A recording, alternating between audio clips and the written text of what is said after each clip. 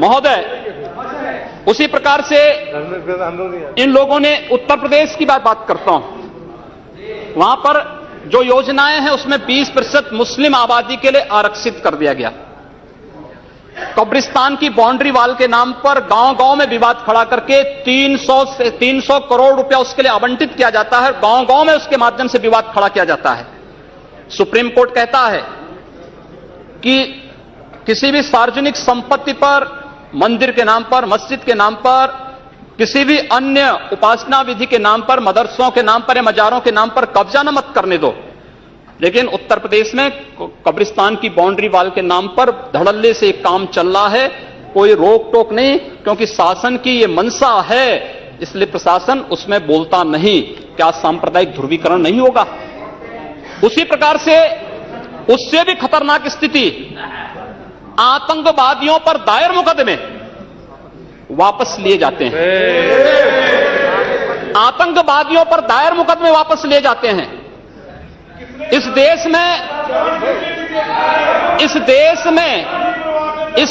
में जो लोग राष्ट्रीय सुरक्षा के लिए खतरा बने हुए हैं, जिन लोगों ने राष्ट्र की संप्रभुता को चुनौती दी है, जो लोग लगातार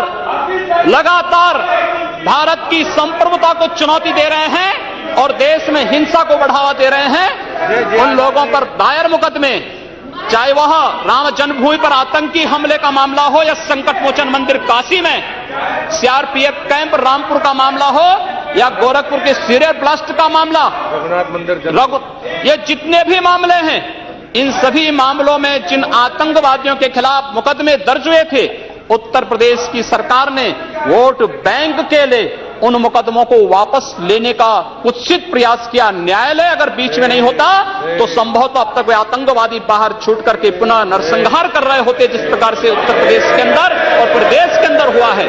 और उसके बाद भी ये कहते हैं कि सांप्रदायिक हिंसा बनी रहे। महोदय, चर्चा का विषय होना चाहिए कि आखिर सांप्रदायिक कौन है? कौन है सांप्रदायिक? कौन सांप्रदायिक है? और मुझे लगता है इस पर चर्चा होना बहुत आवश्यक है।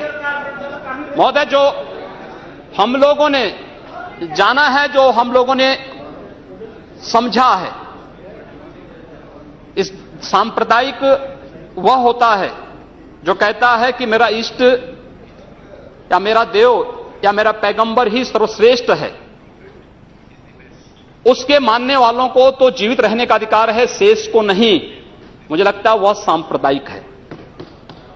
हिंदू जीवन दर्शन कभी इस बात की इजाजत नहीं देता। हमने किण्वंतो विश्वारंभ का संदेश दिया था, हमने सर्वे भवन्तु सुखिनः का संदेश दिया था, हमने तो इस देश के अंदर एकम सद विप्रा बहुधा वदन्ति की बात कही है। जियो और जीने दो पर विश्वास हमारा दर्शन करता है।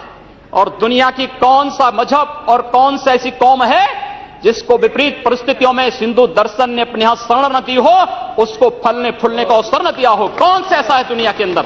लेकिन आज जिस हिंदू दर्शन ने सबको शरण दी, सबको फलने फूलने का भरपूर अवसर दिया, आज जब उसी के खिलाफ षड्यंत्र होना प्रारंभ होता है तो उसे एकजुट होना तो पड़ेगा ही। और मुझे लगता है इन लोगों के कर्मों का फल है कि पूरे देश का हिंदू जनमानस आज इस बात के लिए तैयार हो रहा है कि उसके खिलाफ आज शासन तंत्र से जो षड्यंत्र हो रहे हैं उसका जवाब अपने स्तर पर देना ही पड़ेगा। और आज वही स्थिति सामने आई है। महोदय, मैं पूछना चाहता हूं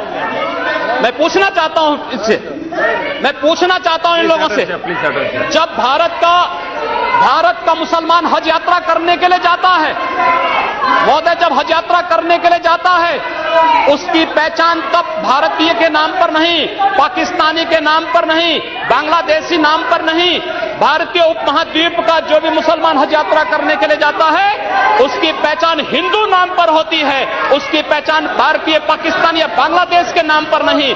लेकिन अगर उसी हिंदू पहचान को हम इनके ऊपर यहां पर लागू करने का प्रयास करते हैं, इनको बुरा लगता है। हिंदू हिंदू सांप्रदायिकता नहीं, हिंदू राष्ट्रीयता का प्रतीक है और भारत की राष्ट्रीयता का प्रतीक हिंदुत्व को बदनाम करोगे तो उसकी कीमत चुकानी पड़ेगी इन लोगों को। और इसलिए महोदय, मैं आप सबके आपके माध्यम से एक बार कहना चाहता हूं, महोदय, एक बार गुरुदेव रविंद्रनाथ टैगोर ने कहा था, गुरुदेव रविंद्रनाथ टैगोर ने एक बात कही थी। उन्होंने कहा था अगर भारत को समझना है, अगर भारत को समझना है, बैठ जाइए आप, फालतू बात करते हैं महोदय। उन्होंने कहा, गुरुदेव रविंद्रनाथ टैगोर ने एक बात कही थी और उन्होंने कहा था कि अगर भारत को समझना है तो मैं भारतीय अस्मिता को पहचानना पड़ेगा, और भारतीय अस्मिता को पहचानना है तो स्वामी विवेकानंद के बारे में आप जान लीजिए। स्वामी विवेकानंद ने एक बात कही थी कि गर्व से कहो हम हिंदू हैं। स्वामी विवेकानंद ने एक बात कही थी कि गर्व से कहो हम हिंदू हैं। स्वामी विवेकानंद तो सांप्रदायिक नहीं थे, स्वामी विवेकानंद तो किसी पार्टी के नहीं थे। स्वामी विवेकानंद ने तो भारत का प्रतिनिधित्व किया था पूरी दुनिया के अंदर, और दुनिया के अंदर जो हिंदू आज पूरे देश के अंदर, पूरी दुनिया के अंदर अपनी सहिष्णुता के लिए पहचाना जाता था, आज उस हिंदू के साथ किस प्रकार का व्यवहार किया जा रहा है, वह कश्मीर से विस्थापित होता है, उसे कश्मीर से निकाला जाता है। एक भी बार इस सदन में चर्चा नहीं होती है, इन लोगों का मुंह नहीं खुलता जब कश्मीर से 3.5 लाख की संख्या में कश्मीरी पंडित निकाले जाते हैं, तब ये लोग नहीं बोलते। पिछले 2012 में असम के अंदर 3 महीनों तक बोडो जनजाति के लोगों को मारा जाता रहा, कोई नहीं बोला। महोदय, कोई नहीं बोला। जम्मू कश्मीर के बाद जम्मू कश्मीर के हिंदुओं के मारने पर कश्मीरी पंडितों को उनके घरों से बेदखल कर दिया गया, एक भी बार ये लोग बोले नहीं, इनको पीड़ा नहीं हुई। दुनिया के अंदर ये अपने आप में बिरला उदाहरण था जहां पर अपने ही देश में अपने ही जानने वाले लोग विस्थापित होकर के खाना बदोश की जिंदगी जी रहे हैं। उस शर्मनाक घटना की निंदा एक भी बार इन लोगों ने नहीं की। मुंबई के दंगों पर ये लोग मौन रहे, जमशेदपुर और भागलपुर के दंगे कांग्रेस के समय हुए थे, एक भी बार इन लोगों ने उस पर चिंता व्यक्त नहीं की। और तो और 1984 में इस देश के अंदर जिन सिख गुरुओं का योगदान इस देश को बचाने और इस देश की धर्म और संस्कृति, इस देश के समाज को बचाने में बहुत महत्वपूर्ण थी, उन सिखों के कत्लेआम पर भी इनको शर्म महसूस नहीं होती है।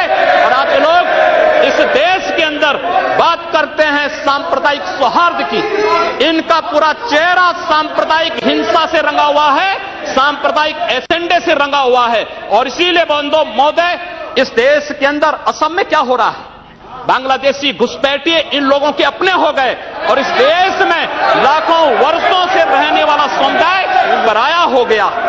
इस देश के अंदर महोदय, असम में बांग्लादेशी घुसपैठियों के कारण Kokrajhar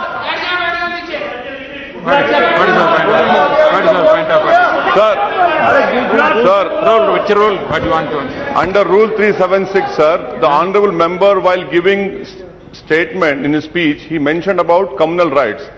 I request you that 2011 he has given a figures. Those are wrong figures.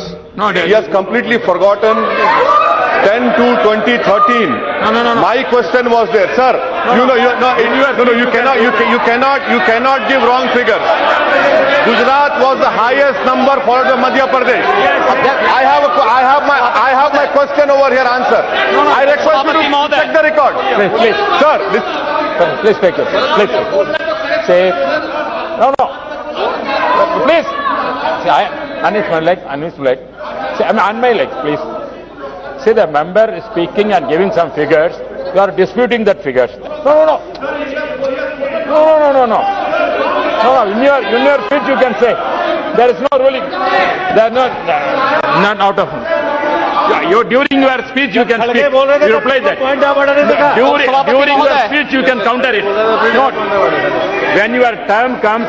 When your term comes, you at that time can dispute it. You continue. You can nothing will counter. उपाध्यक्ष महोदय, सच्चाई कड़वी होती है और कड़वी सच्चाई लोग स्वीकार करने को तैयार नहीं, क्योंकि लोग उस बीमारी से स्वयं त्रस्त हो चुके हैं जो बीमारी इन्होंने पूरे देश को दी है।